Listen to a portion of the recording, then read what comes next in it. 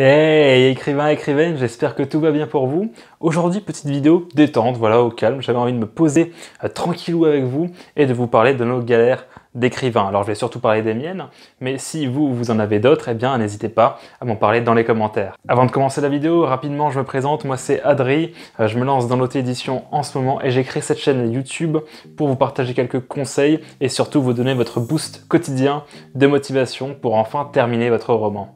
En ce moment, je prépare des vidéos de motivation et de productivité, donc pour ne rien louper, n'hésitez pas à vous abonner à cette chaîne YouTube. Je ne sais pas pour vous, mais moi, une de mes plus grosses galères d'écrivain, eh bien, ce sont les insomnies. Mais pas la petite insomnie qui arrive de temps en temps parce que là, tu es en colère car Rémi ne t'a pas aidé à réparer ton frigo. Non, là, je te parle d'une insomnie où tu es en train d'imaginer 8 romans différents. Alors que pendant la journée, tu as galéré comme un enfoiré pour aligner tes 1000 mots quotidiens. Bon, en soi, ce n'est pas vraiment un problème d'avoir ces insomnies, puisqu'on peut en tirer de bonnes idées pour nos romans. Alors moi, ce que je conseille, c'est tout simplement d'avoir un carnet à côté de soi lorsqu'on dort, et vraiment d'écrire à chaque fois qu'on a des idées, parce que ça nous permet en fait de nous alléger l'esprit et de dormir en étant plus apaisé, de dormir en ne se disant pas « Oh, il faut absolument que je retienne cette idée pour demain, parce que si je l'oublie, c'est terminé pour moi ». Une de mes grosses galères qui m'arrive assez souvent aussi, c'est mes moments d'absence. En fait, je suis là en train de discuter avec quelqu'un et puis soudain, je sais pas, cette personne me dit quelque chose qui a un rapport avec mon roman et d'un coup, j'ai une illumination et je m'arrête subitement d'écouter cette personne. En fait, je l'entends mais je ne l'écoute plus. Dans ces moments-là, mon cerveau, il est complètement en roue libre et je me mets à culpabiliser dès lors que je me rends compte en fait que je n'écoute plus la personne. Je me mets complètement à culpabiliser et à essayer de trouver un moyen de prouver à cette personne que si, je l'écoute, hein, elle peut continuer à parler. Et le pire dans ces moments-là, c'est que c'est pas possible de sortir un carnet et de noter son idée. Enfin si, tu peux le faire, mais c'est vachement impoli quand même. Enfin, je me vois mal faire ça. Ah, tu t'es cassé la gueule dans les escaliers dimanche dernier? Ah bah ça tombe bien. J'ai un chapitre où j'en parle, alors attends que je trouve la page. Donc tu peux développer? Oui, alors une jambe cassée, ouais. 3 côtes brisées, ouais, rien que ça. Traumatisé à vie, bah oui, j'imagine, hein. Du coup, à chaque fois que tu prends les escaliers maintenant. Je suis un enfoiré, ouais, ça, Tu peux développer?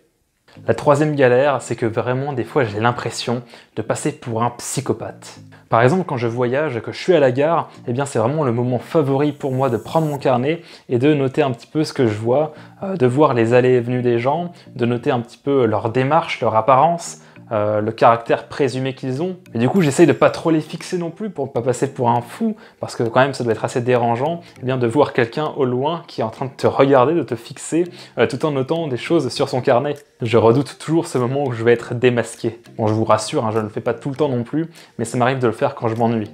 Mais voilà, sachez maintenant que lorsque vous prenez le train ou que vous voyagez, eh bien il y a toujours un écrivain dissimulé, tapis dans l'ombre, qui vous observe en prenant des notes. Mais ça peut tout simplement être un fou aussi. Ou les deux, hein, l'un n'empêche pas l'autre. La quatrième galère, c'est pas vraiment une galère, c'est plutôt justement une galère que je fais subir aux gens qui me lisent, eh bien c'est les textos. Moi les SMS quand je les écris, c'est à chaque fois des putains de pavés. Je peux pas m'en empêcher, c'est une sorte de déformation professionnelle. Vraiment, à chaque fois que j'écris un texto, j'ai l'impression que c'est un mini-roman, quoi. Avec une intrigue, un élément déclencheur, un développement, puis le dénouement, et, avec quelques péripéties en cours de route. Mais à chaque fois, c'est un carnage, quoi. Bon, j'essaie de plus en plus d'être conscient, je travaille sur ça, mais c'est pas simple tous les jours. Attends, je suis sur un truc important, là.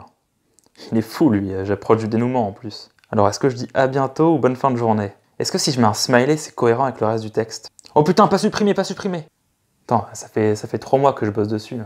Et le pire dans tout ça, c'est que je suis pas forcément quelqu'un de très bavard dans la vraie vie, mais je sais pas. Je dois me servir des textos comme moyen d'expression, et du coup, à chaque fois, j'écris des putains de bouquins. Donc voilà, dites-moi pour vous si c'est pareil, dites-moi également les autres galères que vous traversez parfois qui sont liées à l'écriture, ça m'intéresse vraiment, ça pourrait être très sympa pour pourquoi pas une autre vidéo. Allez, là-dessus, je vous souhaite une très bonne journée, travaillez bien et surtout, ayez toujours un carnet sur vous. Ciao! Bon, en vrai, je déconne pour le portable, hein. Ça, c'est un portable que j'ai ressorti dans une vieille boîte à souvenirs, d'ailleurs, je vais vous la montrer. Regarde-moi ça, le travail, il y a plein de conneries là-dedans, c'est génial. Un vieux portefeuille Naruto, excellent, bon à prendre. Des petites cartes en tout genre, putain, j'ai même un paquet de clopes que je dissimulais dans ma chambre. Et d'ailleurs, à l'époque, il y avait encore des couleurs sur les paquets de clopes. Ça, c'est assez génial quand même. Bref, que de souvenirs.